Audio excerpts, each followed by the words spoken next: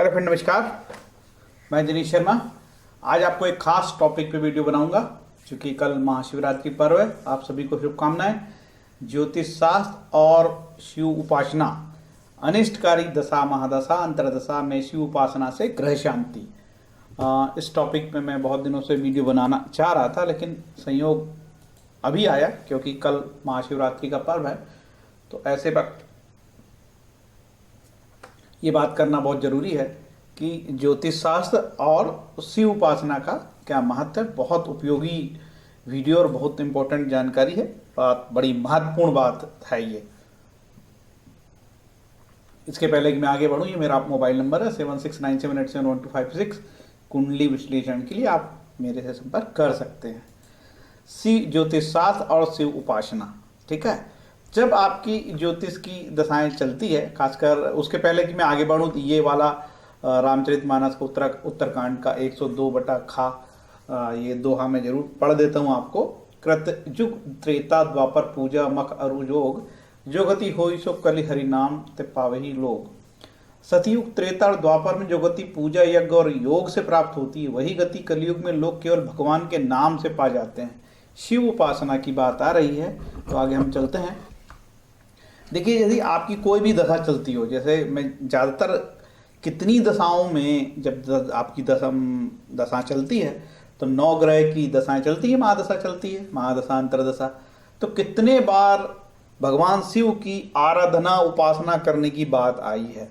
यही बात आपको मैं समझा रहा हूँ यहाँ कि जब किसी जातक की सूर्य में सूर्य चले, सूर्य में शनि चले, सूर्य में गुरु चले, और चंद्रमा में तो देखिए चंद्र राहु, चंद्र गुरु, चंद्र शनि, चंद्र केतु, चंद्र शुक्र और चंद्र सूर्य जब चले तो सूर्य की आराधना की बात आती है। सूर्य शिव की आराधना की बात आती है।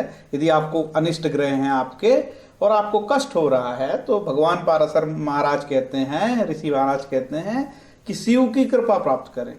मंगल में मंगल चले, मंगल में राहु चले, मंगल में गुरु चले, मंगल में शनि चले, तो हमको शिव की कृपा प्राप्त करने की बात हो रही है।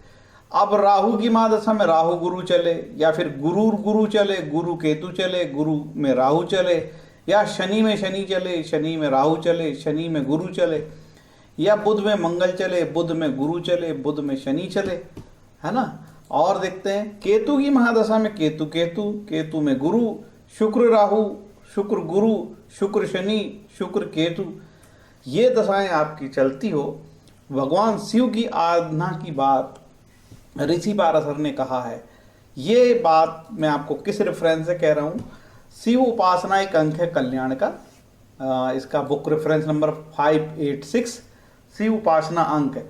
उसमें एक आर्टिकल लिखा हुआ था डॉक्टर श्री गंगाधर वेंकटेश जी शास्त्री। जब मैं पढ़ा, ये पढ़ता हूँ रहता हूँ मैं, तो जब मैं ये पढ़ा तो मेरा ध्यान गया है कि ज्योतिष शास्त्र और शिव उपासना, क्योंकि मैं बहुत लंबे समय से अपने सभी दर्शकों को बताता रहा हूँ कि जब आपकी ऐसी दशाएं चले तो ऋषि पाराशर ने एग्जैक्ट क्या बोला, उसी के अनुरूप हमको ईश्वर की आराधना करनी चाहिए और अपने ग्रहों की शांति करनी चाहिए। तो ऐसा अनेकों बार आया, जैसे मैंने पहले आपको रेफरेंस में बताया कितने बार आया है। तो लिखा है तदोष परिहार्थम मृत्युंजय जप करे चरेत, सूर्य प्रीति करी शांति कुर्य दाय आरोग्य मादिशेत। मृत्युंजय जप चरेत तदोष परिहार्थम शिव सहस्त्र कम जपेत। चंद्रमा में केतु चले तो मृत्युंजय प्रकुर्येत संपत् प्रदायकम। इसके बाद लिखा रुद्र जाप, शिव पूजन, शिव के सहस्त्र के नाम, भगवान शिव के नाम। तदोष विनीत प्रत्यवर्त्यर्थ रुद्री जाप च कार्येत, तदोष परिहार्थम शिव पूजा च कार्येत। इसके बाद मंगल की महादशा में मंगल की अंतरदशा चले तो नागदानम प्रकुर्वीत, देव ब्राह्मण भोजनम, मृत्युंजय जपम कुर्यादाय आरोग्य मादिशेत, तदोष परिहार्थम शिव सहस्त्रकाम जपेत। राहु में चले, राहु की महादशा में बृहस्पति चले, स्वर्ण प्रतिमा दान, सोने की प्रतिमा दान, और शिव पूजा चा कार्येत, मतलब शिव की पूजा की बात आई है। तदोष परिहार्थम शिव सहस्त्रकाम जपेत, रुद्रजाप्यम रुद्रिजाप चा गोदान कुर्यादिष्ट समानुप्यात। और कहाँ कहाँ आए हैं वो वैसे टर्म में आपको पढ़ के बता रहा हूँ जिसमें आपको यकीन हो जाए। भैया यकीन दिलाना पड़ता है, आजकल बड़ी दिक्कत है, सही बात में भी बार बार बोल के तब वो यकीन होता है। हाँ, इसके बाद तदोष प्रियार्थम शिवशास्त्रम जपेत सर्वदान प्रक्रियात आरोग्यम भवति ध्रुवम अनवहाम प्रक्रियेत मृत्युंजय जपेत चरित तदोष प्रियार्थम शिवशास्त्रम जपेत। ये शब्द कहाँ से आए? ये सब आए हैं ऋषि पाराशर की होरा शास्त्र ने हमने लिया है। इसके बाद फिर आया तो शुक्र की महादशा में राहु की अंतरदशा और बृहस्पति केतु की अंतरदशा में मृत्युंजय मंत्र के जप, यदि शुक्र की ग्रह की महादशा चल रही है, राहु बृहस्पति केतु की अंतरदशाओं में मृत्युंजय मंत्र के जप करने से अपमृत्यु दूर होती है, सौख्य प्राप्त होता है, भगवान शंकर की प्रसन्नता होती है। तदुपरिहार्थम मृत्युंजय जप मृत्युंजयम चरेत।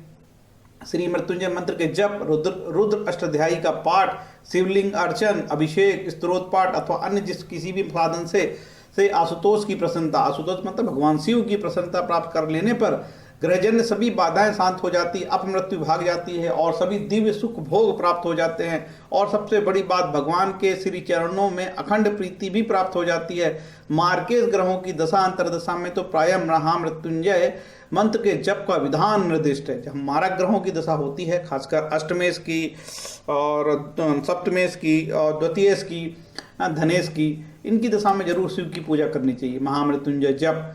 क्योंकि महादेव होने के भगवान सदाशिव काल विधान निर्दिष्ट है, क्योंकि महादेव होने से भगवान सदाशिव काल के भी महाकाल महानियंता है।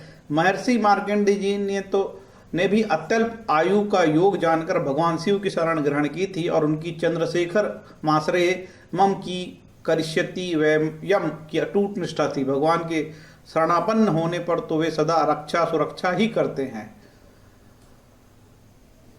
ऐसा भैया है। अब आपको यकीन तो आ ही गया होगा कि डायरेक्ट शंकर जी बताएंगे तब आपको यकीन आएगा, कि हमारी बात में तो यकीन नहीं होगा, क्योंकि आपके दिमाग में तो लगा है कोई नगीना पहन लिया जाए तो शांति होगी।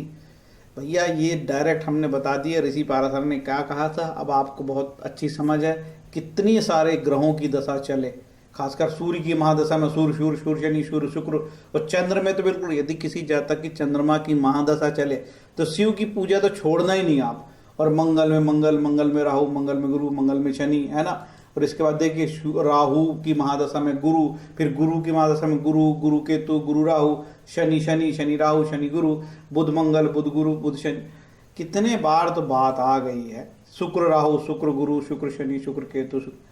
मेरा मतलब आपको समझाने का ये था कि भगवान शिव की उपासना से ग्रहों की शांति होती है, और ये चीज़ आपको बहुत अच्छे से मैं यहाँ बता चुका हूँ। तो ज्योतिष शास्त्र और शिव उपासना में ये वीडियो बनाने का यही उद्देश्य था कि कोई भी जातक की कितनी सी बुरी दशा चले, मार्केश की चले, ठीक है, यदि वो शिव की उपासना किसी स्तर पे करता, ओम नमः शिवाय करे, रुद्री पाठ करे, या शिव महिम स्त्रोत करे, शिव तांडव स्त्रोत करे, शिव के ढेर सारे जप मंत्र स्त्रोत है। सबसे सरल तो ओम नमः शिवाय है। इसके बाद ओम त्र्यंबकम यजामहे सुगंधिम पुष्टि वर्धनम उर्वारुक मृत्यु मामतात, इतने सारे मंत्र है। तो ये ओम त्र्यंबकम कर लो, या ओम नमः शिवाय कर लो, या रुद्री कर लो, या शिव महिम स्त्रोत पाठ कर लो, या और भी बहुत सारे इस मंत्र से और भी शिव की उपासना के तरह तरह के स्त्रोत पाठ दिए हुए हैं। इससे आपको लाभ होगा, ऐसा मेरा कहने का मंतव्य है। उम्मीद है मेरी बात ये आपको बहुत अच्छे से समझ में आई होगी, क्योंकि जो वास्तविक बात मैं बताना चाह रहा था यही था कि शिव की कृपा प्राप्त करना है। ऐसा लिखा ऋषि पाराशर महाराज ने, शिव की कृपा प्राप्त करे। अब शिव की कृपा प्राप्त करने के लिए हम बहुत बड़े बड़े अनुष्ठान नहीं करना भाई, केवल ओम नमः शिवाय का पाठ आप कर लेते हो, या रुद्री का पाठ। आजकल बहुत सारे प्रकाशनों ने रुद्री का भी बताया है, खासकर रुद्र अष्टाध्यायी हिंदी टीका श्रीधर शास्त्री पंडित परिषद प्रयाग इन्होंने करी है, शास्त्री प्रकाशन प्रयाग बहादुरगंज इलाहाबाद। इन्होंने रुद्र अष्टाध्यायी का हिंदी टीका बनाए हैं और बहुत ही सुंदर, मेरे पास है ये, मैं इसका फोटो अभी दिखा नहीं पा रहा हूँ आपको, मेरे पास है ये, बहुत ही जोरदार इन्होंने अनुवाद किया है। जब अनुवाद के साथ हम भाव पूरा पढ़ते हैं तो अच्छी फीलिंग आती है, अच्छी भावना आती है। देखिए हमारे धर्मशास्त्रों में, पूरे धर्मशास्त्रों में ईश्वर की उपासना के नाम पर ईश्वर की केवल तारीफ है, उनकी तारीफ में कहे गए श्लोक है, उनसे ईश्वर से उनकी तारीफ की गई है और उनकी प्रार्थना की गई है। इतना करने से हमारे जो सनातन धर्मी ईश्वर देव हैं प्रसन्न होते हैं और हमारी रक्षा करते हैं। तो इससे सरल उपाय क्या होगा दुनिया में कि शिव की उपासना करने से यदि ग्रह अनिष्ट ग्रहों की शांति होती है तो हमको करना चाहिए, ठीक है। ओम नमः शिवाय। ओम त्र्यंबकम यजामहे सुगंधिम पुष्टिवर्धनम उर्वारुकम बंधनात् मृत्युर्मुक्षीयमामृतात्। ओम नमः शिवाय। हरे कृष्णा।